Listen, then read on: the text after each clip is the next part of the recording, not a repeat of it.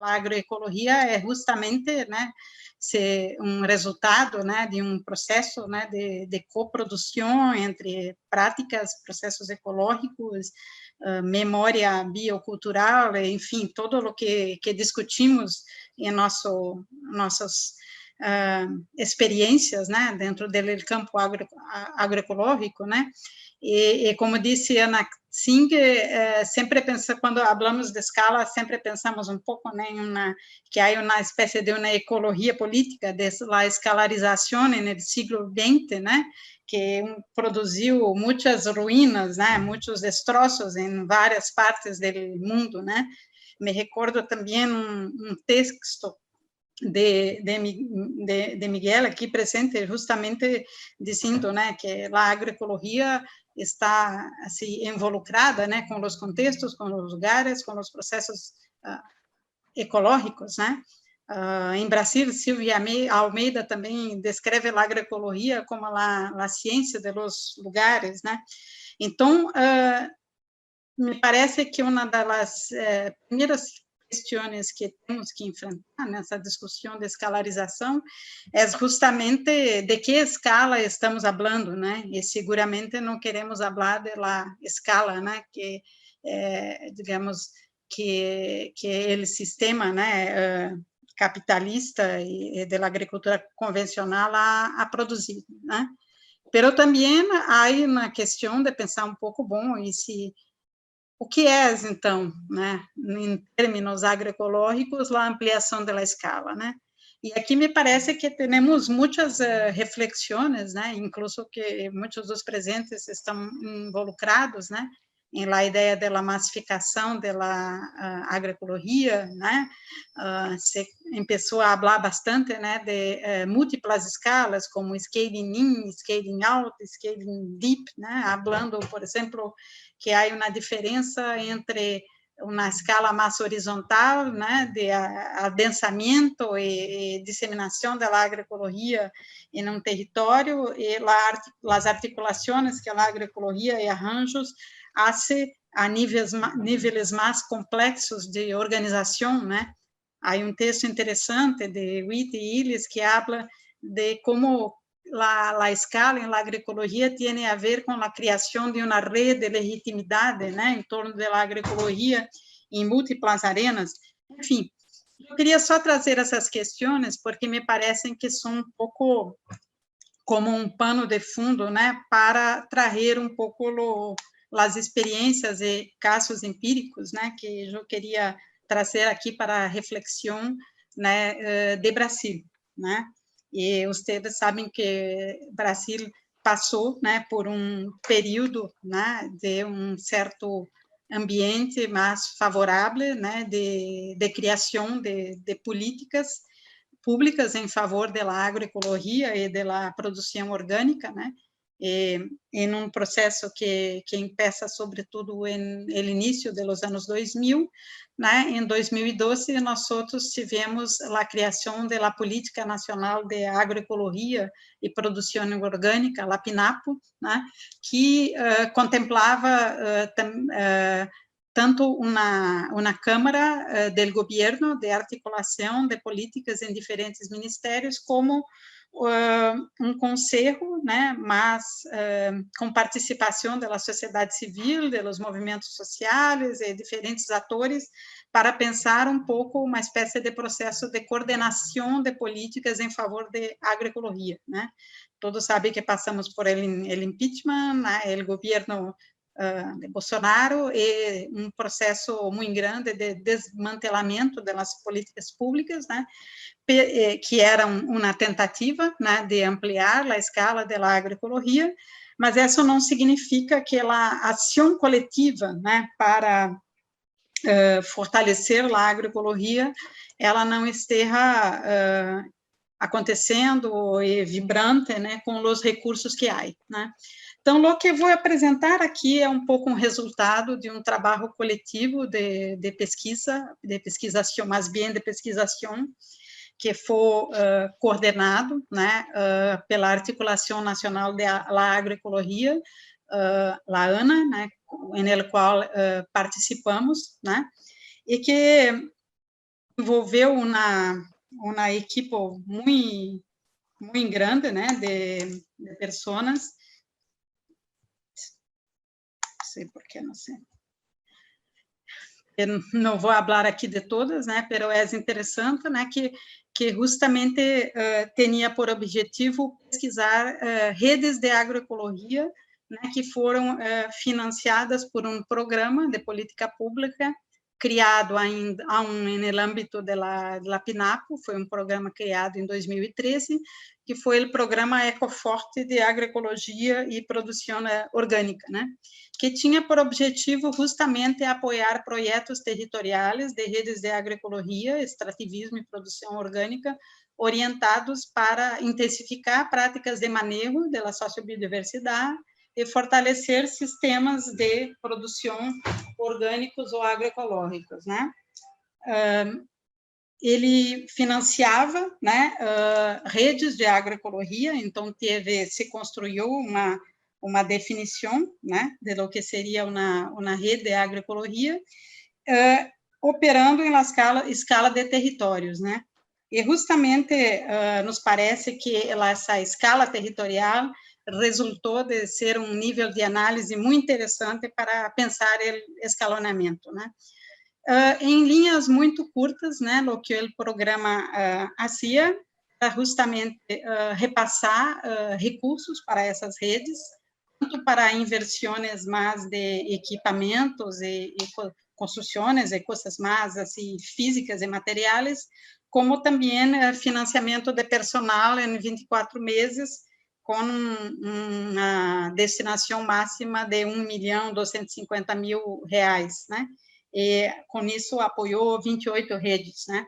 Então, comparado com outros programas de política pública, o Ecoforte não era um programa com muitos recursos, né?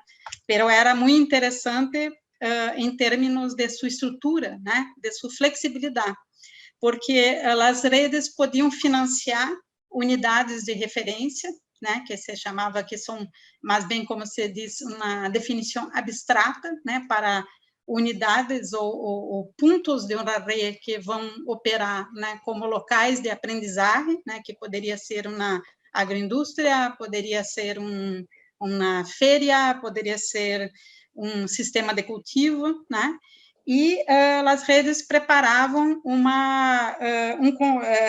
desenhavam, né, um conjunto de unidades de referência e ações de assistência técnica, de organização social e outras coisas, né?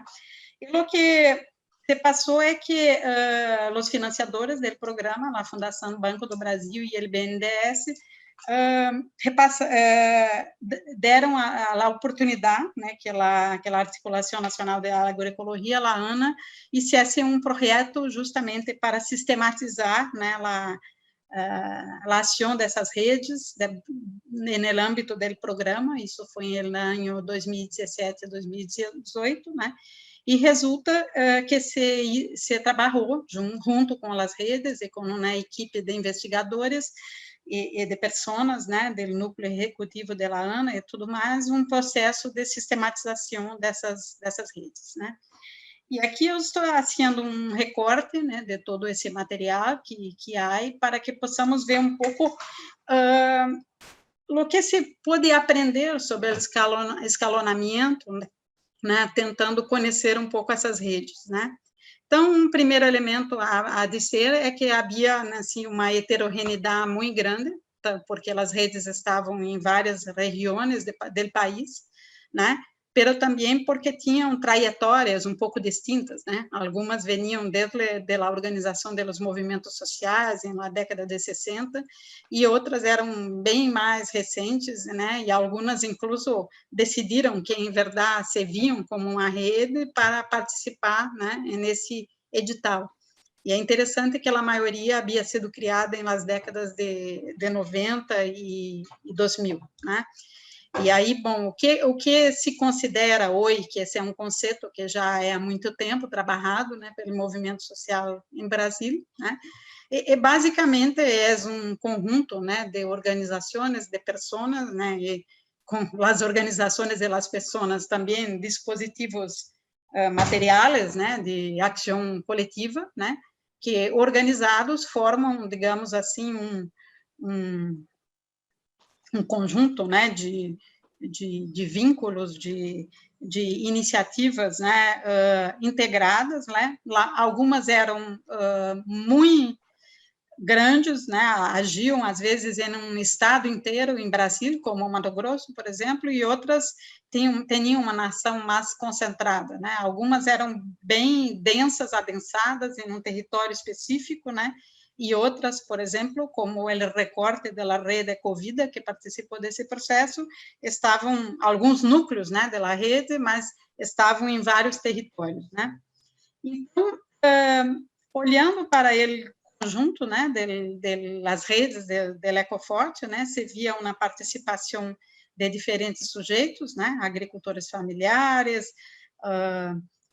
campesinos, mas, digamos, não modernizados, de povos e comunidades tradicionais, quilombolas, povos indígenas, né, e, no total, as 25 redes involucravam em torno de 23 mil pessoas e 488 organizações, né, que implantaram mais de 1.000 unidades de referência, né.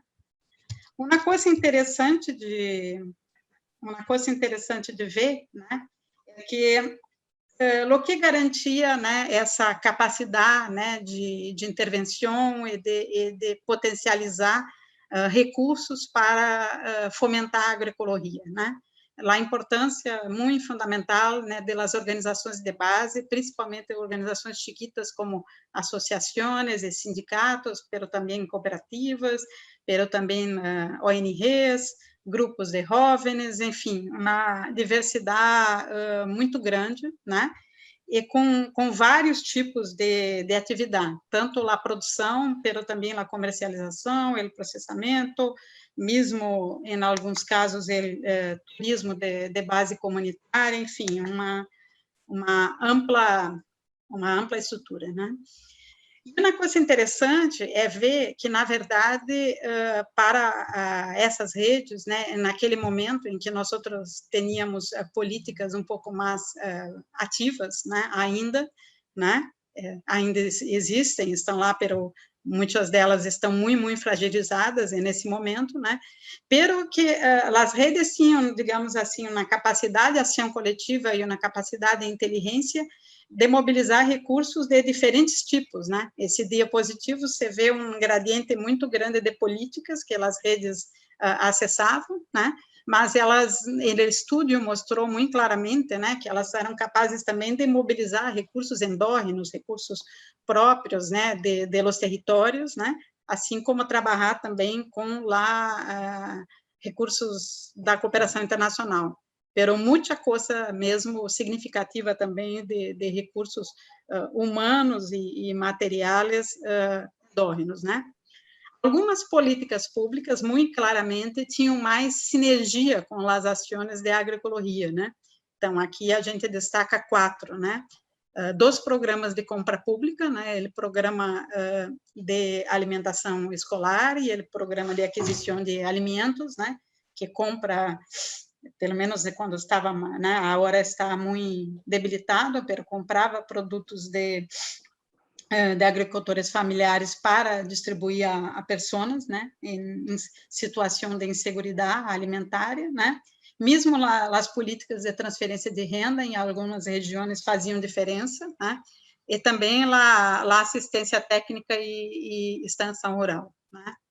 E o que essas... Minutos. Perdão, quedan 5 minutos. Sim. E o que essas redes tinham como demanda para se financiar, né? Isso nos chamou muita atenção, principalmente pequenos investimentos produtivos, né? Parece que não bancarizados, né? Não em las tramas, em los formatos tão complicados, né? Del sistema financeiro, né? Então, huertas, pomares, bancos de semilla, enfim, todas essas coisas relacionadas à produção. Então, pensando um pouco, tentando avançar, né, em la ideia de escalonamento, né, nós outros tentamos fazer uma espécie de uma tipologia, né, das estratégias de escalonamento potencializada pelas redes, né? Então, chegamos, analisando essas 25 redes, a 12 estratégias, né? Claro, a ampliação do número de los agricultores, haciendo práticas agroecológicas em um espaço já, digamos assim, conquistado, né, por la rede, mas também a expansão da rede em novas áreas, a intensificação de fluxos entre territórios, buscando explorar a diversidade e complementaridade ecológica, política e social entre territórios. Temos exemplos assim de todas essas coisas, né? O desenvolvimento de novos produtos e atividades, a estruturação de novos mercados ou fortalecimento de mercados existentes, né? Dispositivos de certificação, aprofundamento do trabalho, né, da agroecologia junto a jovens, mulheres, quilombolas, enfim, toda uma tradução do trabalho com a agroecologia para esses grupos, junto com esses grupos, né? Novos arreglos organizacionais ou fortalecimento de arreglos existentes, né? Estratégias de intercâmbio e circulação de conhecimento, estratégias de comunicação interna e com aliados e consumidores, buscar involucrar novos atores, articular diferentes políticas, enfim, né? O que se percebe, temos uma tabela que não se enxerga também, pero de como uma mesma rede ela desenvolve, né, uma multiplicidade de estratégias, né, e algumas estratégias são desenvolvidas por todas as redes, né. Então, essa foi um pouco, digamos assim, alguns elementos desse trabalho, né, que depois nós podemos avançar um pouco mais em la discussão. Né? Mais recentemente, durante a pandemia, né, iniciamos um trabalho também tentando entender como, em uma situação muito crítica, né, digamos assim, a resiliência das redes estava sendo testada, né, nesse momento da pandemia, né. Então, hicimos uma pesquisa com 7 redes, sendo que 4 delas trabalhavam, né, em um grande centro urbano, né, que é Rio de Janeiro, né, e aí podemos ver também obstáculos ao escalonamento do outro lado, né, do lado da conexão, por exemplo, com o urbano, né, numa grande metrópole latino-americana, né, e como trabalhar, por exemplo, com populações que não têm condições sem um trabalho diferenciado de acessar o produto agroecológico, né? Então, esse processo, né, de compra com doação durante a pandemia, com apoios solidários, né, ou mesmo de fundações, foi também, eu penso, um grande laboratório de escalonamento dessas redes e de esforço de entrada, né, em novos territórios, né? Mais para falar sobre isso, né? Mas eu já vou finalizando, né? Trazendo aqui 4 questões, né? Em primeiro lugar, pensando na oportunidade da gente refletir, por exemplo, sobre a questão de escalonamento e poder, né? Então, pensar, por exemplo, que a definição de uma escala e do que é escalarização tem muito a ver, né, com poder, né? E mais forte é quem consegue, de fato, transitar e trabalhar em múltiplas escalas, né? Então, essa me parece que é interessante, em termos da agroecologia, nós outros pensarmos um pouco qual é o poder de instituir um tipo de escala, que talvez não seja a escala que estamos sendo demandados, né?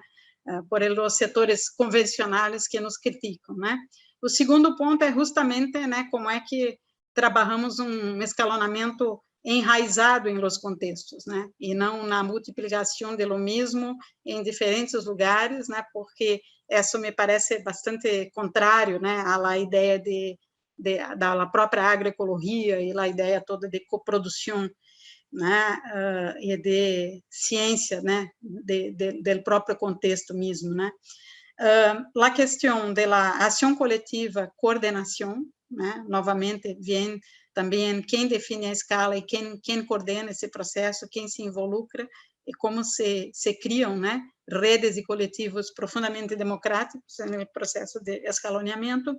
E, enfim, trazer também uma série de elementos que precisaríamos discuti-lo mais, né, que é justamente como o sistema convencional e a estrutura de urbano, etc., também nos criam, né, toda uma série de formas, né, de contenção territorial que vai desde a contaminação dos transgênicos, né, até a falta de acesso à capacidade de governo sobre a terra e o território, né, e também a situação, né, da conexão com os territórios urbanos, né. Então, mais uma vez, colocando, né, essa questão também de um tecido social, de um projeto, né, e de uma questão de poder involucrada em escalonamento, né.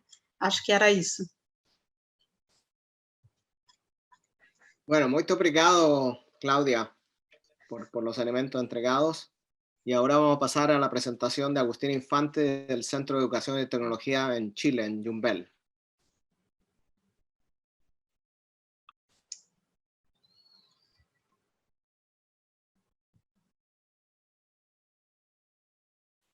El anfitrión tiene que habilitar mi pantalla. Por favor, el anfitrión, el técnico, por favor, que habilite la pantalla de Agustín Infante.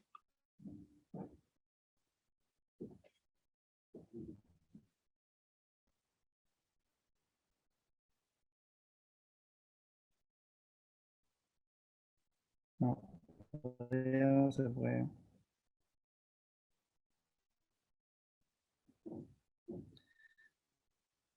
El anfitrión inhabilitó la función de compartir las pantallas de los participantes. Ahí, hace lo que dice. Estos minutos no cuentan, Miguel. No. Pero por favor, que le habilite la pantalla a Agustín Infante. ¿Y el técnico está escuchando?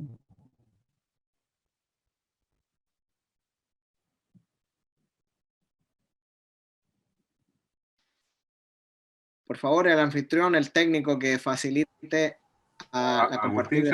Agustín puede compartir, Agustín. Ya. ¿A quién más? Ahí sí.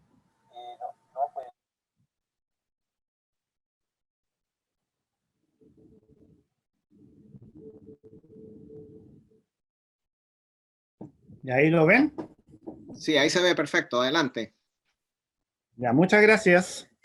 Entonces, muchas gracias por la invitación y por la oportunidad de poder comentar un poco y describir un poco la trayectoria, el camino que hemos seguido nosotros. Entonces, mi exposición va a ser muy desde lo que nuestro equipo y con las comunidades que hemos hecho acá, hemos transitado durante estos 25 años ya, o 30 años que hemos estado trabajando en el agroecología. Entonces, el escalamiento ha sido bastante espontáneo, quizás no con una estructura y con un ordenamiento, pero sí ha ido escalando, y eso es importante para nosotros.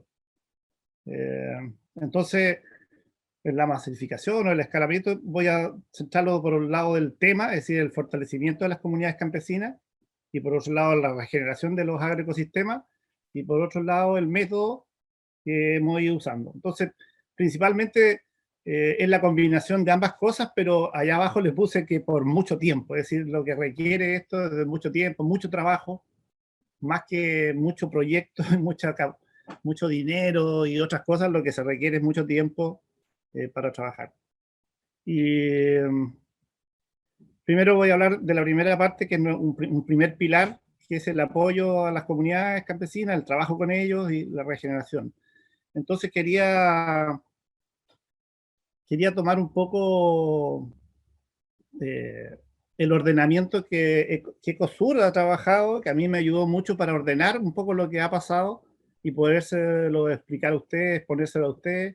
Y en este caso tomé lo que Omar Giraldo nos comentó. Entonces, como decía también Miguel al principio, primero se necesita una crisis, y en este caso tenemos muchas crisis, así que ahí están las condiciones dadas, tanto ambiental, social, económica y política.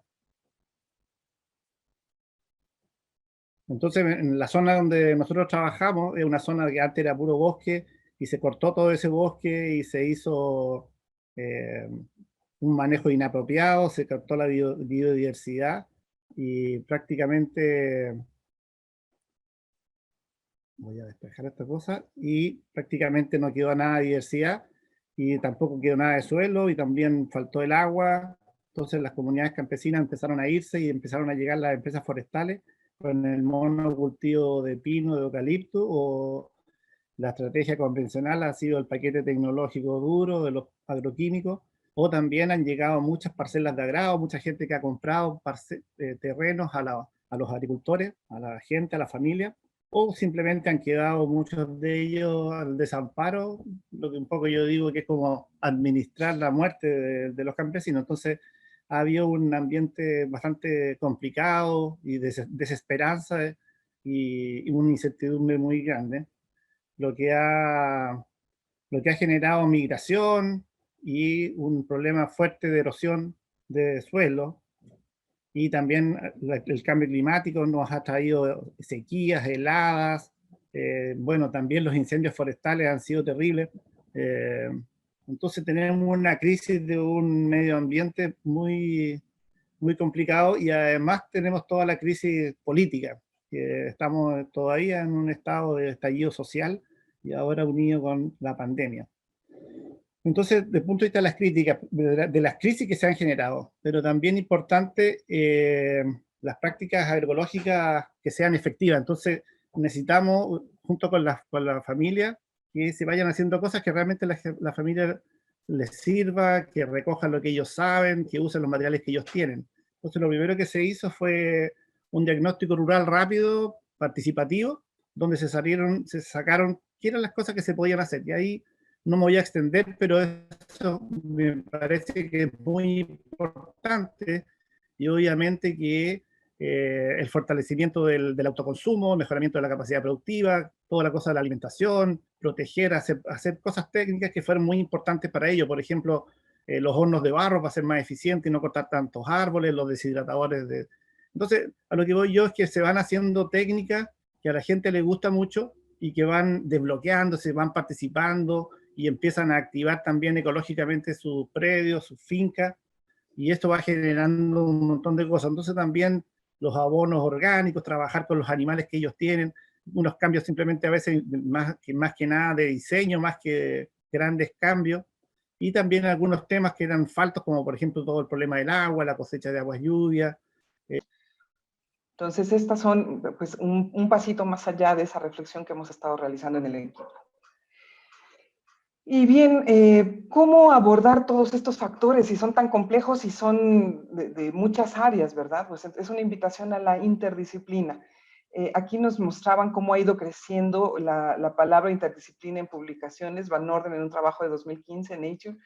Y es muy interesante cómo va apareciendo cada vez más la palabra, y hay dos diferencias entre dos áreas, ¿verdad? Las ciencias sociales en verde claro y las ciencias naturales y las ingenierías, ciencias sociales y las humanidades. Entonces, pues aquí vemos una brecha que tenemos que acortar en ese enfoque hacia el trabajo interdisciplinario. Y esta es una invitación entonces para abordar esos procesos de intercambio de coproducción, de conocimientos, de saberes, a partir de procesos que nosotros, yo en particular le he estado llamando pedantropología o pedantropológicos. Y debo decir que no se deben de distraer, sobre todo los colegas mexicanos, porque haciendo una traducción, la pedantropología de repente podría sonar a que es la jaladontología en Cuba, o la curantología en Argentina, o la durontología en Bolivia. En México, una palabra muy informal para hablar de una buena borrachera y una buena fiesta es la peda, ¿no? Entonces siempre les aclaro que no estamos hablando de fiestas, sino más bien de la importancia de los procesos pedagógicos y antropológicos para estos escalamientos. ¿Por qué será tan importante la pedantropología? Por una parte tenemos la pedagogía como conjunto de saberes que buscan tener impacto en el proceso educativo en cualquiera de las dimensiones que éste tenga, así como en la comprensión y organización de la cultura y la construcción del sujeto. Necesitaremos este conocimiento pedagógico para construcción de nuevos sujetos. Necesitamos nuevos sujetos rurales y para el escalamiento de la agroecología. Entonces, tenemos por esta parte también, entonces, la pedagogía es la encargada de detonar los procesos, o de estudiar también y de apoyar los procesos de educar. y en una definición muy estandarizada nos hablan que educar es una actividad destinada a desarrollar la capacidad intelectual, moral y afectiva de las personas de acuerdo con la cultura y las normas de convivencia de la sociedad a la que pertenece. Entonces, pues sí, yo sí considero que necesitamos definitivamente para cambios a mediano y largo plazo tener como base para el escalamiento agroecológico procesos de enseñanza-aprendizaje, procesos educativos, procesos de coproducción de saberes. Enseñar no es transferir conocimiento, sino crear las posibilidades para su propia producción o construcción, nos decía Freire. Es tan importante, estos procesos son tan importantes que la adecuada definición y delimitación de los objetivos y contenidos, así como de los métodos a utilizar para lograr estos, define el éxito del proceso de enseñanza-aprendizaje. Entonces, uno de los retos que estamos viendo es que casi no se pone atención en este análisis de los diferentes elementos, no se pone el suficiente énfasis en la importancia de los procesos educativos, los métodos que se están utilizando para el escalamiento y no solo para llevar a cabo procesos de escalamiento, sino también hemos estado haciendo un análisis de cómo estamos formando a los agroecólogos. Se les están dando herramientas desde lo pedagógico a las nuevas generaciones para poder transmitir esos saberes o para poder construir esos saberes con otros actores. Es una pregunta y uno de los retos y tareas pendientes. La agroecología sin duda está fuertemente permeada por la educación popular. Es de las que está muy claramente delineada y presente en los procesos agroecológicos, que nos habla de una educación emancipadora que soluciona problemas, donde la gente es un actor activo en la adquisición de conocimiento. Veíamos ahorita el claro ejemplo con lo que nos platicaba Agustín, que es esencial que la gente relacione el conocimiento con la acción. No se trata solo de llevarles un rollo teórico, sino que tenemos que actuar. El desarrollo de un pensamiento crítico es crucial para los procesos de escalamiento agroecológico.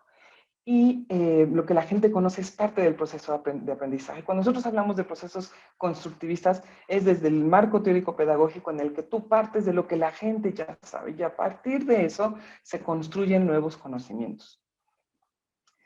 Pero una de las invitaciones que nosotros tenemos es que podemos abrevar y acudir a muchas otras propuestas de grandes pedagogos que han aportado y que consideramos que pueden facilitar estos procesos, ¿no? Como el aprender haciendo de John Dewey o el trabajo en grupos de Cosinet, el aprendizaje como proceso social, ahorita también ya lo mencionaba Agustín, necesitamos procesos colectivos de intercambio, de coproducción de conocimientos y saberes. Un aprendizaje significativo, nos decía Auswell, el trabajo como colectivo, como principio pedagógico, Makarenko, una educación impartida para la vida y en la vida, de Crowley, y los últimos aportes desde la neuroeducación y la neuropedagogía con el aprendizaje significativo y la emoción, que nos decía Novakos. Es crucial el emocionar, el conmover, el ilusionar, el alegrar a la gente para poder detonar procesos de enseñanza-aprendizaje. Entonces, pues, por una parte tenemos esta pedagogía y lo que se puede no aportar de ella, y si queremos una educación que responda a la forma en que la gente comprende el mundo, o sea que queremos tener procesos de escalamiento agroecológico basados en procesos de enseñanza-aprendizaje culturalmente apropiados, pues necesitaríamos recurrir a la antropología, que es la que se encarga del estudio de la cultura. Y hay muchas definiciones de cultura y hay muchos debates en torno a ella, pero en general se puede decir que es un todo complejo que integra saber, creencia, arte, moral, ley, costumbre y cualquier otra capacidad y hábito adquiridos por el humano como miembro de la sociedad. Entonces, pues ¿cómo hablar de un escalamiento agroecológico dejando de fuera cómo la gente entiende y percibe y organiza y comprende su mundo, por qué producen lo que producen, cómo lo producen y cómo lo consumen, por qué consumimos lo que consumimos, ¿no? Son marcos culturales. Y para abordar la cultura, pues la antropología tiene sus métodos y sus marcos teóricos que por cuestiones de tiempo ahora, pues no voy a alcanzar a abordar. Y de ahí la propuesta y el juego de hablar de lo pedantropológico, de procesos pedagógicos con fuerte raíz en las culturas locales y retomando la propuesta de la disciplina que es la antropología. ¿Cómo hemos llevado esta propuesta desde lo teórico hasta lo práctico, por llamarlo de alguna manera. Entonces, brevemente les voy a platicar explorando una agroecología pedantropológica, meliponicultura, talleres agroecológicos y huertos escolares agroecológicos y bioculturales en Tabasco, México. Pues agua de Tabasco vengo, agua de Tabasco voy. Es un estado en el sureste mexicano, en el Golfo, fuertemente golpeado en las últimas semanas por las cuestiones de las inundaciones, con 2 huracanes, pero también es el Edén de México. Entonces tiene condiciones muy peculiares, el principal estado productor de petróleo en el país, pero también con fuertes problemas de desintegración del tejido social, de contaminación, por supuesto, y como mencionaba, precisamente inundaciones, es un territorio fuertemente marcado por cuerpos de agua. Entonces, ahí estamos trabajando. Y una de las propuestas, entonces, es retomar esta crianza de abejas nativas sin aguijón o meliponinos como herramienta para el escalamiento de la agroecología. Entonces, si queremos emocionar, si queremos motivar, qué mejor que hacerlo a partir de una práctica que es un patrimonio biocultural. Y que además las abejas conectan, ¿verdad?, el paisaje y los diferentes mosaicos que tenemos de uso del suelo en un territorio. Entonces, la meliponicultura engloba la interrelación entre diferentes elementos del ecosistema y por lo tanto es ideal para analizar y cuestionar el impacto de las acciones humanas. Estamos trabajando por una parte con el meliponario en el Ecosur en la unidad Villahermosa, donde recibimos también, pues es un poco un faro agroecológico en cuanto a meliponicultura, con un fuerte énfasis en crianza de abejas. Recibimos muchos grupos de estudiantes de diferentes los niveles, también ahí lo usamos para cuestiones de práctica, de capacitación y de intercambio de saberes con meliponicultores. Con los meliponicultores pues estamos partiendo desde documentar sus saberes. El estado de Tabasco no era muy reconocido, esperemos que cada vez aparezca más en el mapa por esta crianza de abejas nativas, porque las condiciones ambientales, Tabasco en las últimas 3-4 décadas pasó de tener un 30-40% de cobertura de selva a tener un 2%, muy optimísticamente, ¿no? Entonces, pues sí, el cambio ambiental más con la cuestión de la explotación petrolera, pues ha sido tremendo y muy rápido. Entonces, eso ha tenido un fuerte impacto socioambiental. Y en esas condiciones es que tenemos a estas crianzas de abejas nativas con una total resistencia de sobrevivencia, ¿verdad? Tanto en términos ambientales, porque es difícil que las abejas sigan encontrando dónde alimentarse, que no sean afectadas por agroquímicos, y también, pues, culturales, ¿verdad?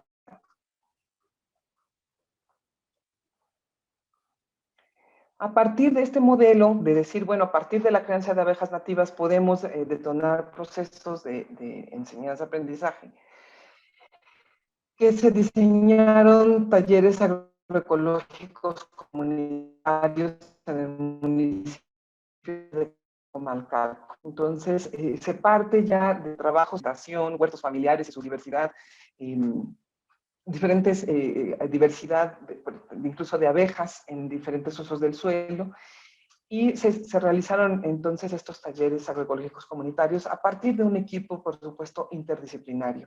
La mosca real es como le llaman a Melipona becky, las plantas chicas y grandes del solar, la alimentación, la propagación de plantas, hasta la cuestión de organización, cómo nos organizamos, cómo invitamos a más familias, cómo hacemos este escalamiento a una escala relativamente pequeña, ¿verdad?, municipal en Comalcalco. Y pues finalmente tenemos los huertos agroecológicos y bioculturales. Esta iniciativa hablaban ya algunos otros colegas de la importancia de las políticas públicas. Pues el año antepasado el gobierno determinó que había una propuesta de tener talleres en las escuelas y que uno de esos talleres eran los huertos. Entonces hubo esta sinergia con la Secretaría del Estado de Tabasco, de Educación Primaria, para que hubiera un acompañamiento de COSUR en el establecimiento de estos huertos. Entonces propusimos un pequeño modelo donde estos huertos, pues no nada más son huertos escolares, sino que queríamos que tuvieran este fuerte componente por una parte agroecológico y por el otro biocultural. Esto es, que retomaran las diversidades tanto biológicas como culturales. Entonces estuvimos trabajando con escuelas primarias para el establecimiento de sus huertos. Es un trabajo que continúa. Hay muchas cuestiones por explorar. Curiosamente, con el cambio de gobierno, esa política cambió y solo algunas instituciones o algunas escuelas de esas que los que estábamos participando decidieron continuar, pero sigue la iniciativa desde el interés de la Secretaría de Educación del Estado de Tabasco para el establecimiento de estos huertos. Algunos de obstáculos y lecciones, ¿no? Que yo creo que es de las cosas muy importantes a compartir, porque muchas veces se comparten los logros, los avances, pero no con lo que nos tropezamos, y entonces vienen los de atrás y se siguen tropezando, les decimos, con la misma piedra.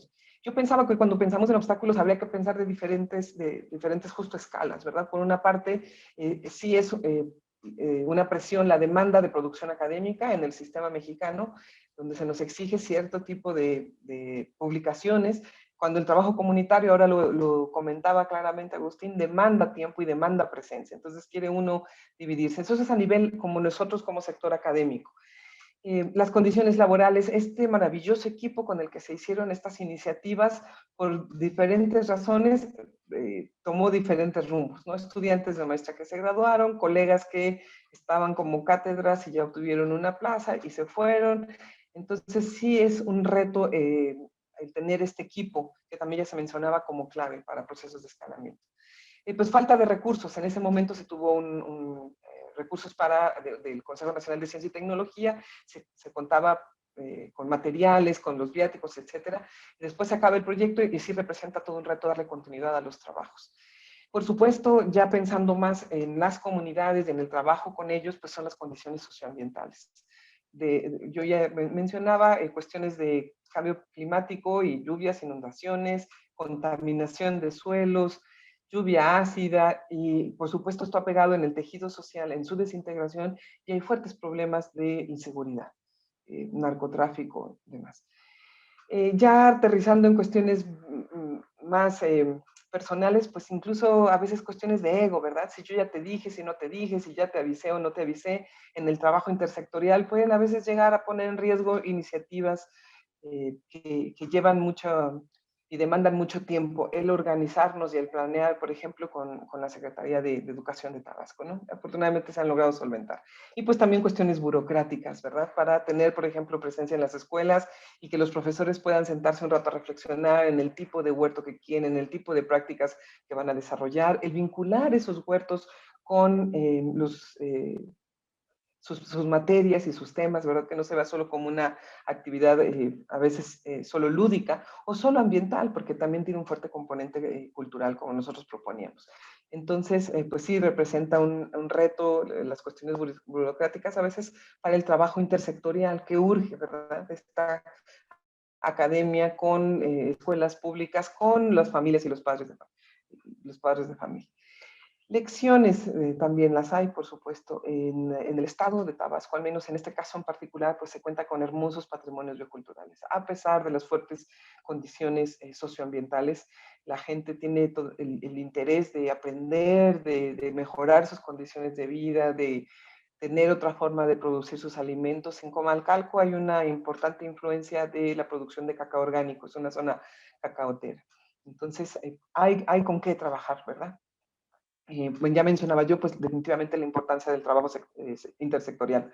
Gobierno, academia e incluso ahorita mencionaba yo, iniciativas privadas, particulares, que ya traen una experiencia y que pueden compartirla. Y pues para mí al final sería, pues si se quiere, se puede.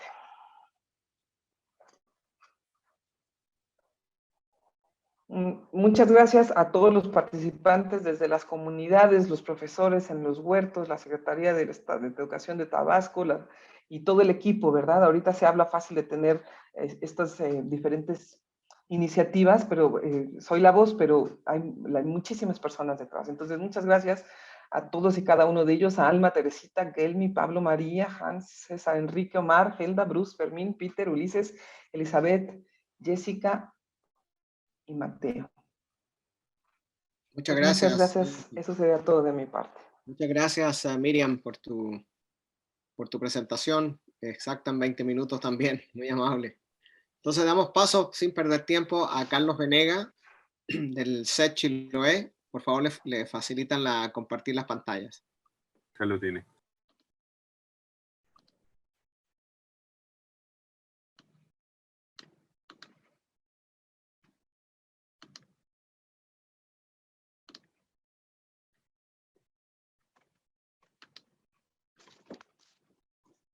¿Se ve ahí la presentación?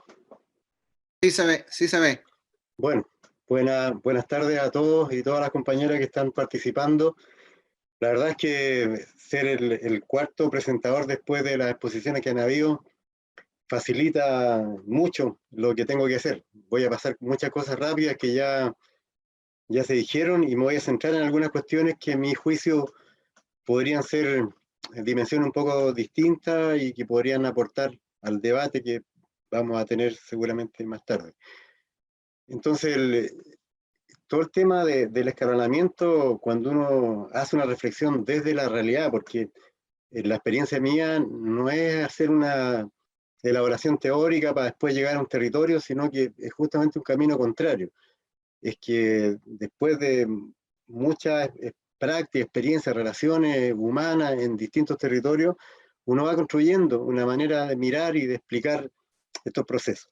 Entonces, si uno quiere hacer que uno desplace la realidad un poco hacia al lado más bonito de esta diapositiva, de esta imagen, tiene que ser capaz de instalar cuestiones muy complejas que tienen que ver con procesos, con principios que hay que recuperar y que hay que instalar en la dinámica del territorio y de los actores territoriales. Procesos como recuperación de cultura, de diversidad, intercambios, conservación.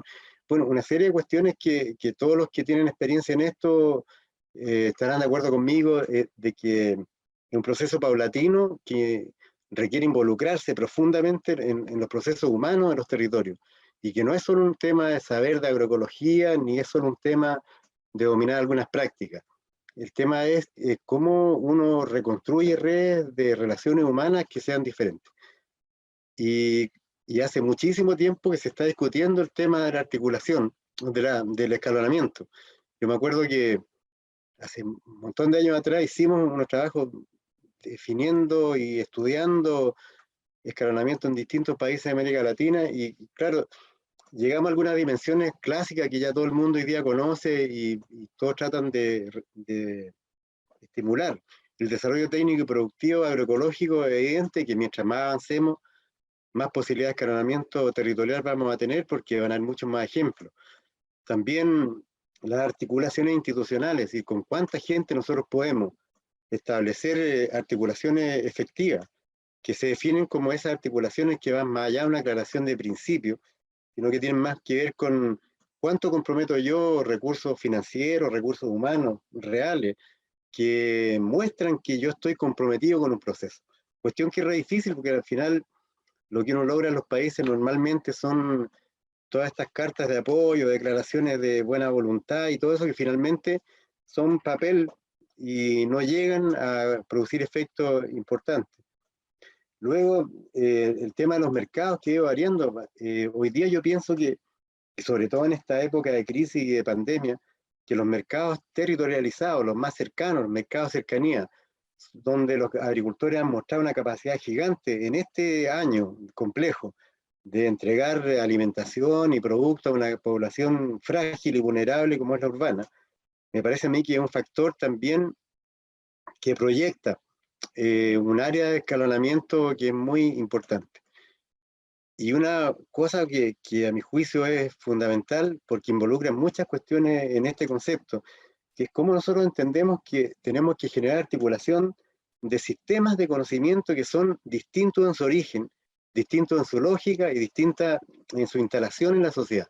El sistema científico, universitario, occidental que estamos acostumbrados y donde la mayoría de nosotros fuimos formados, tiene una lógica, y claro, uno entiende que ahí hay una lucha grande y hay vertientes distintas, y algunas cosas sirven más que otras, algunas, yo a juicio mío, no sirven de nada, y hay muchas que en agroecología nos pueden ayudar.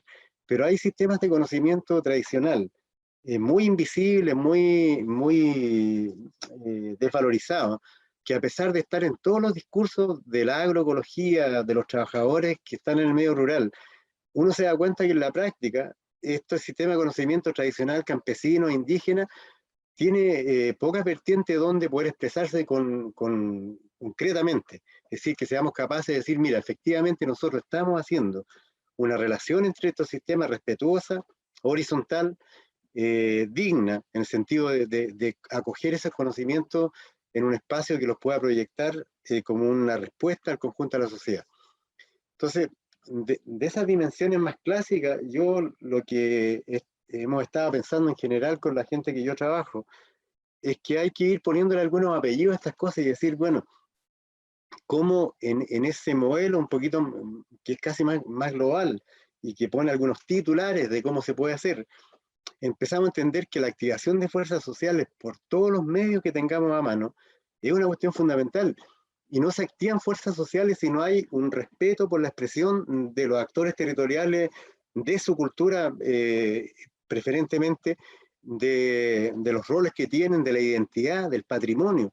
Es decir, hay un montón de factores que hoy día, dentro de las propuestas agroecológicas que circulan en el mundo, se ponen ahí en el concepto teórico, pero yo diría que son las más débilmente implementadas. Ahí yo pondría un énfasis que a mí me parece que es fundamental. Luego, la asociatividad territorial, que tiene que ver con mapas de actores locales, que no tiene que ver con los actores importantes, entre comillas, tiene que ver con los actores reales, que puede ser una familia en un lugar importante, un líder territorial, un maestro local, y también instituciones de distintos tipos, públicas, privadas, que tienen que ensayar una asociatividad territorial, porque al final de cuentas el desarrollo y el desarrollo de la agroecología es un proceso que yo afirmo que es mucho más social y cultural, y que es secundariamente económico, a pesar de que nos quejamos siempre que nos faltan recursos para poder avanzar. Pero yo creo que recursos sin dinámicas sociales y culturales funcionando no tienen mucho impacto, y eso ya lo hemos estudiado largamente en América Latina. El tema es de que esto, si yo le quiero poner otra capa de la reflexión, diría que hay algunos requisitos que son muy importantes, que es, por ejemplo, el conocimiento y la visibilidad de los actores locales. En la mañana escuchaba la presentación de Pablo Petersen y lo decía muy bien y muy claramente. Tenemos que ser capaces de visibilizar todas esas experiencias locales que están funcionando y que muchas veces pasan por el lado nuestro, y nosotros seguimos sentados en la teoría discutiendo propuestas más ideologizadas de la agroecología, que no es que sean malas, pero cuando no tienen el cable a tierra poderoso, que es la realidad que te habla, porque ¿cuál es el principal catalizador de los cambios en una sociedad? Es la realidad, no hay ninguna otra manera de poder avanzar si no es la realidad que te está hablando permanentemente. Y si yo conozco actores, obvio que conozco capacidades, no solamente necesidades, que es un cambio también de paradigma que uno tiene que enfrentar. Las capacidades de las comunidades y los actores es un factor trascendental para que estos procesos de escalonamiento funcionen. Y por lo tanto las potencialidades territoriales, las capacidades de las comunidades, porque finalmente un actor, ¿cuándo se transforma en actor real? Cuando las capacidades que tiene, que pueden ser muy distintas, muy diversas, muy embrionarias, pero que se pueden desarrollar, están puestas en la mesa de la negociación y de las conversaciones. Y en ese marco, obviamente, la creatividad, que es un capital escaso en el mundo actual, porque lamentablemente los sistemas educativos atentan contra la creatividad de los seres humanos en vez de fomentarla. Es un mecanismo que tenemos que desarrollar, porque estamos frente a un mundo que es extremadamente cambiante, y de eso nos habla esta pandemia. Este taller hecho en marzo sería bien distinto a lo que estamos conversando hoy día, un cambio brutal. Y en Chile le sumamos un estallido social necesario y fuerte, que también nos pone en un contexto súper diferente al cual tenemos que responder, desarrollando permanentemente ideas que tengan un cierto valor para esa mirada de cambio que queremos producir. Entonces, este tema del escalonamiento, yo empiezo a ligarlo con cuestiones que tienen que ver más con el territorio y que tienen que ver con cuestiones que trascienden solo la técnica agroecológica. Es decir, cómo yo modifico relaciones económicas y sociales dentro de un territorio. Generar, o sea, algunas necesidades que yo miro desde la experiencia y la realidad. ¿Cómo mejoramos flujo de información de calidad hacia los actores territoriales? No podemos pensar que los actores territoriales, que tanto mencionamos en nuestras reuniones, puedan ser actores reales si no los consideramos, si no vemos cuáles son sus capacidades y si no desarrollamos flujos de información relevante, inteligente, bien planteadas, para que sean actores con mucha más capacidad cada vez, y capacidad sobre todo para comprender y gestionar diferenciaciones territoriales que para el escalamiento de la agroecología es fundamental. Luego, desafíos que son mucho más grandes, más complejos y que son más difíciles, que es la alfabetización del mundo político acerca de estos ejes territoriales y agroecológicos. ¿Cómo logramos que esa gente que está planificando, que normalmente nos toca muchas veces interactuar con ellos en diálogo más bien de sordos, porque al final tenemos que reconocer que el mundo político tiene una sensibilidad frente a estas cuestiones muy oportunista, muy intrascendente muchas veces, muy de titulares, y que no va al fondo del problema? Entonces, ¿cómo alfabetizamos ese mundo político cercano para que entienda cuáles son los ejes territoriales a los cuales nosotros estamos apuntando? Y sobre todo la capacidad de actuar en la complejidad. El mundo que estamos enfrentando es un mundo absolutamente complejo, y yo pongo ahí otro elemento que tiene que ver, y hoy día con mucho más fuerza en América Latina y en nuestro país y en nuestra región, es cuál es el conocimiento del mapa del poder local, cómo está instalado el poder. Nosotros estamos en una tensión que tiene mucho que ver con el poder de las élites económicas, de las élites productivas, de las élites industriales, de las élites que manejan la tierra y la producción, y tenemos que entender que cuando estamos metiendo estructuras, estrategias para escalonar, nos estamos enfrentando con una muralla que está representada por distintos tipos de poder, evidentes o no tan evidentes, pero tenemos que ser capaces de desentrañar ese mapa y actuar ahí con capacidad estratégica. Y yo diría que las teorías que discutimos con tan asiduamente, y que a veces nos congrega más tiempo que a mi juicio sería razonable, tenemos que entender que las teorías pueden ser muy buenas, porque pueden ser un buen mapa para ubicarnos en una realidad y para poder discutir algunas cuestiones conceptuales y globales que nos ayuden a llegar con un cable a tierra real. Pero tenemos que entender claramente que un mapa no es un territorio, y nunca va a ser un territorio. Un territorio se comprende cuando los actores reales y las comunidades empiezan a participar en los diálogos que nos interesan. Y yo creo que ese es un tema que es relevante en este tema de escalonamiento agroecológico. Participación real de las bases locales, sobre todo campesinos, que son actores principales. Yo ayer les comento que estuve en una mesa de campesinos que hicieron presentaciones maravillosas sobre la experiencia de reacción frente a esta pandemia, capacidad productiva, reflexiones de vida que eran vitales para entender los procesos de desarrollo a los que estamos enfrentados. Pero en ese taller, habían 7 u 8 personas, y quizás, claro, puede ser un diseño del Congreso que no permite una masividad, pero son espacios de aprendizaje que necesariamente tienen que estar abiertos a muchísima gente si queremos hablar de escalonamiento con base en la realidad.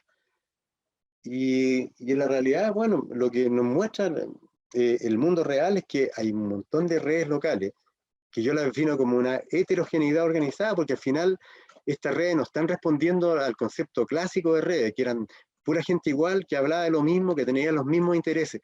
Hoy día lo que estamos buscando son redes que sean heterogéneas, flexibles, abiertas, muy dinámicas, donde haya mucha gente distinta, porque la energía dentro de las redes circula con mayor intensidad cuando los nodos de esa red son gente diferente.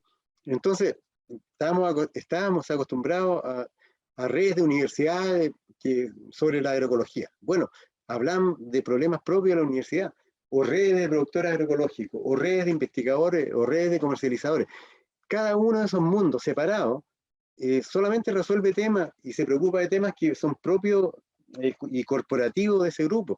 Tenemos que abrir esta discusión a nodos mucho más complejos y más amplios, porque la realidad finalmente funciona así. Y para tratar de lograr cuestiones que a mí me parece que son obvias, pero que son complejas, es cómo politizamos lo técnico, en el sentido de que cualquier acción técnica que se está haciendo en cualquier territorio es política finalmente, porque está apuntando hacia objetivos que van en una o en otra dirección. Y al revés, cómo tecnificamos lo político para entender que desde las concepciones políticas y del poder podemos acoger este movimiento agroecológico, porque tiene una fuerza cada vez mayor, que cuando se hacen estrategias inteligentes está creando cambios fuertes en las correlaciones territoriales que uno puede ir conociendo. Cuando hablaba del caos, en esto estoy pensando en que cuando uno empieza a actuar con propiedad en una red territorial y una red que intenta el escalonamiento se encuentra con muchos procesos simultáneos diferentes que están en tensión permanente, y hay que aprender, y todos tenemos que aprender, todos los actores que estén involucrados en esto, a actuar en esa complejidad.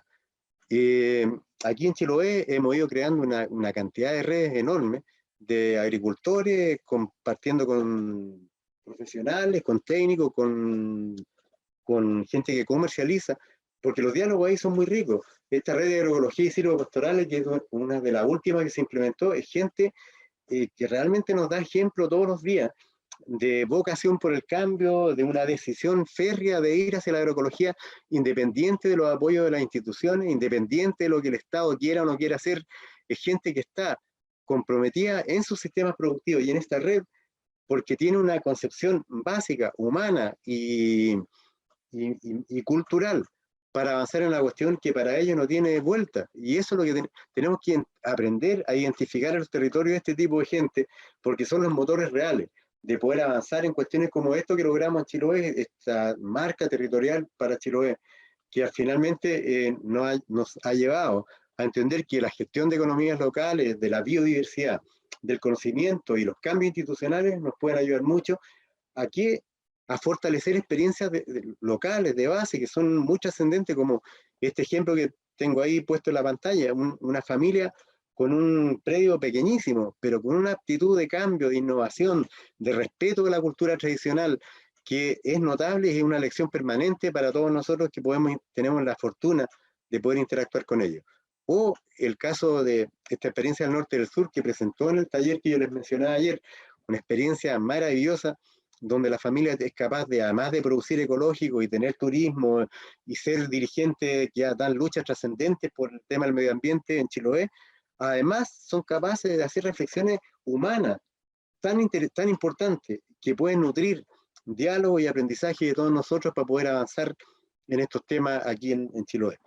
Bueno, cuando tenemos esta red funcionando, lo que queda es generar espacios de difusión, comercialización, aprendizaje común, donde presenten sus productos y sus potencialidades con dignidad. Nosotros no podemos pensar en que vamos a escalonar y vamos a poner una situación de diálogo poderoso a todos los actores locales involucrados en esto, si no somos capaces de crear espacios dignos donde muestren su experiencia y su cultura.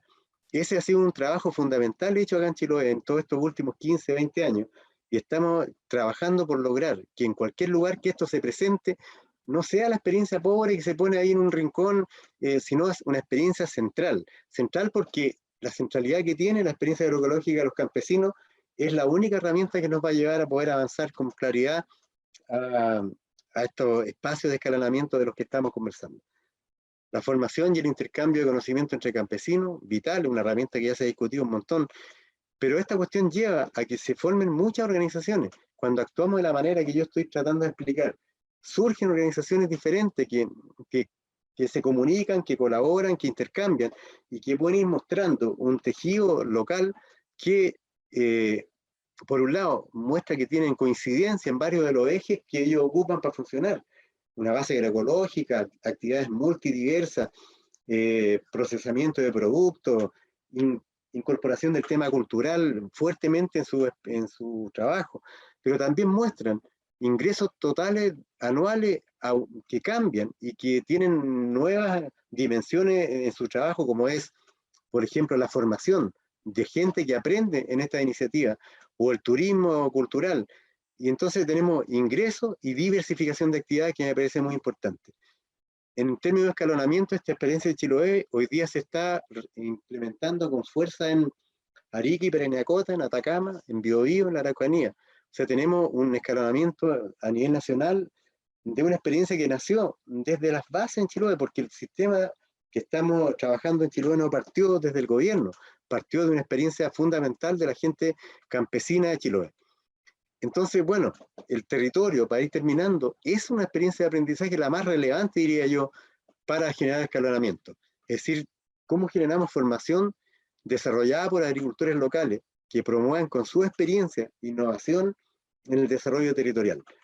Y justamente hoy día tenemos que lograr que en esta pandemia, que es una cuestión tan crítica y que nos pone en un estado de alerta y de indefensión muchas veces, cómo el protagonismo social de la producción de alimentos de estas comunidades campesinas es vital en esta época pandémica. Entonces tenemos que recoger esta experiencia y poner y ser capaces, tal como lo decía Agustín, en el caso de nuestro país, en una nueva constitución, la relevancia de este sector campesino como una estrategia nacional de seguridad alimentaria frente a todas las crisis que están por venir, porque parece que ya nos olvidamos del tema del cambio climático, que es la gran crisis de telón de fondo que tenemos, que en parte está ligada con esta crisis pandémica actual.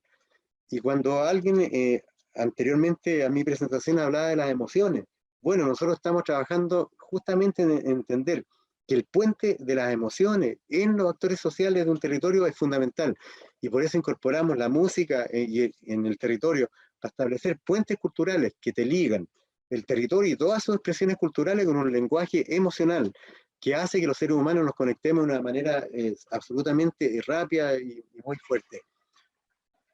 Entonces, yo les pongo medio segundo de música solamente para que compartamos este fenómeno que es realmente impactante, como puente vital. Y luego, una cosa que a nosotros hemos copiado este modelo de Colombia, pero lo estamos desarrollando y es de una potencia increíble, que es crear este programa que se llama Heredero del Planeta, que tiene que ver cómo formamos a niños desde la más temprana edad hasta jóvenes y adolescentes en combinación con sus padres, sus abuelos y sus sistemas productivos y su cultura, para que sean herederos de una energía territorial que va hacia el cambio. Entonces, todos estos caminos, yo creo que hay que condensarlos en una experiencia global que nos ayuden a poder trabajar todo lo que nos queda y lo que nos falta con una articulación de sistemas de conocimiento cada vez más real, superar la invisibilidad de los protagonistas y superando sobre todo los diálogos desconectados. Yo digo que tenemos que dejar, tal como la crisis política se generó en Chile porque la élite se hablaba a sí misma y solamente y tenía una desconexión total con el mundo real de la gente. Bueno, en la agroecología tenemos que evitar a toda costa ese fenómeno. No podemos ser una élite de avanzados en el tema de la agroecología que discutimos entre nosotros y que es valioso, yo no estoy diciendo que no lo sea, pero no puede ser desconectado de una realidad que es la que nos está hablando y que es el principal catalizador de los cambios. Entender la lógica del poder en cada territorio y trabajar sobre todo con una cuestión que a mi juicio es la base fundamental, convicción para permanecer en las crisis, en la dificultad, cuando nos quedamos sin proyectos, cuando tenemos esos espacios de oscuridad en las instituciones, poder seguir trabajando con convicción, porque la energía territorial está siempre presente, y con una inteligencia territorial que significa poner todos estos elementos que yo he mencionado en un cierto orden, en un cierto equilibrio, para poder seguir desarrollando este trabajo. Bueno, me pasé 1 minuto y medio, pero bueno, eso era lo que quería compartir con ustedes y aportar a la discusión que podríamos tener a partir de este minuto. Muchísimas gracias. Muchas gracias, Carlos, muy amable. Realmente nosotros tenemos ya el tiempo acopado, porque era 1 hora y media solamente, ya pasó la 1 hora y media, pero nos dan unos 5 a 10 minutos más mientras se instalan los talleres. Por lo tanto, hay oportunidad si hay alguna pregunta. Hay una pregunta que dice acá, hay 2 preguntas, ¿no? Que va para cualquiera, pero por favor seamos muy breves en responder. ¿Qué relación establecemos entre el escalonamiento de la agroecología y el rol del Estado y las políticas públicas? Si alguien quiere responder eso.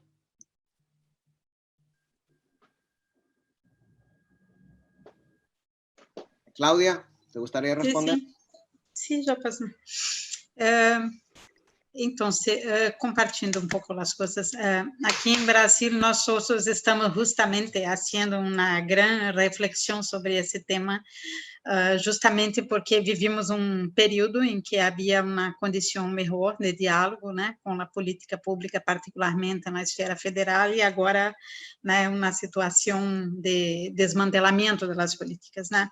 E o que eu penso que o trabalho com as redes nos mostra, né, es que a política pública pode se criar um ambiente, né, mais favorável ao câmbio, né, pero la acción colectiva y la capacidad de coordinación a escala de los movimientos sociales, de las redes, de los actores sociales es fundamental. Y no entre outras coisas, né, para traduzir as políticas públicas para os contextos específicos, as características, para coordenar, né? Então, a mim me parece que o mais interessante em termos de agroecologia são políticas mais abertas, políticas mais flexíveis, né? Que empoderam a participação, empoderam os atores sociais, né? Pero há uma, digamos assim, algumas questões mais estruturais e bloqueios, né, como alguém colocou aí na questão no chat, por exemplo, né, da questão das desigualdades, da questão agrária, do acesso aos recursos, da propriedade intelectual e tudo isso, que são correlações, né, muito fortes de força e que têm a ver também com cambios, né, a escala da sociedade e do Estado, né, que não é solamente com políticas públicas setoriais, né? Então, eu me quedaria um pouco por aí, pero o protagonismo é fundamental de la sociedad. Bueno, gracias. La última pregunta, porque no vamos a tener más tiempo. ¿Es factible el escalamiento agroecológico sin comprender y enfrentar el conflicto de la cuestión agraria? Es decir, reconocer el conflicto, tensión, diversidad de intereses imperantes entre el modelo agroindustrial y el modelo agroecológico. ¿Quiere Carlos o Bueno, Miriam? Bueno, Carlos. Yo puedo intentar ahí. Lo que pasa es que yo creo que aquí vamos a convivir con dos modelos durante muchísimo tiempo más. Entonces, y hay un modelo que tiene un tremendo poder y mucha fuerza que son que colaboran con ese poder del modelo dominante. Pero eso no quiere decir que ese modelo no tenga fisura y que uno no pueda establecer diálogo y colonización. Por eso el poder es tan importante. Cuando yo planteaba en mi exposición que ver el mapa del poder tiene justamente que ver con esto, porque muchas veces pensamos que estamos actuando en esas puertas donde podemos conseguir algo y estamos en la puerta equivocada porque no hemos hecho el mapeo del poder real. Entonces, ¿a qué responden las políticas públicas, por ejemplo, y la gente que planifica y programa del punto de vista político? Bueno, responde a presiones locales. Tenemos que entender cuál es la acumulación de poder que las comunidades locales pueden ejercer. En el caso nuestro fue que Chiloé fuese declarado Patrimonio Agrícola del Mundo. Toda la gente en esa época nos decía, oye, esa denominación de FAO no vale nada, bueno, porque FAO simbólicamente no.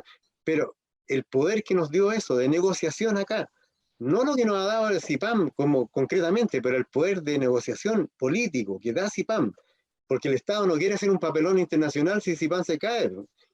Entonces, bueno, esa es la comprensión que yo creo que tenemos que tener para poder dialogar. No vamos a tener, y por mucho tiempo, políticas públicas razonables que nos acojan. Eso tenemos que olvidarlo. Esta es una lucha permanente y que tenemos que alimentarla desde las experiencias locales con mucha claridad. Gracias, Carlos. ¿Quiere Miriam o Agustín agregar algo final?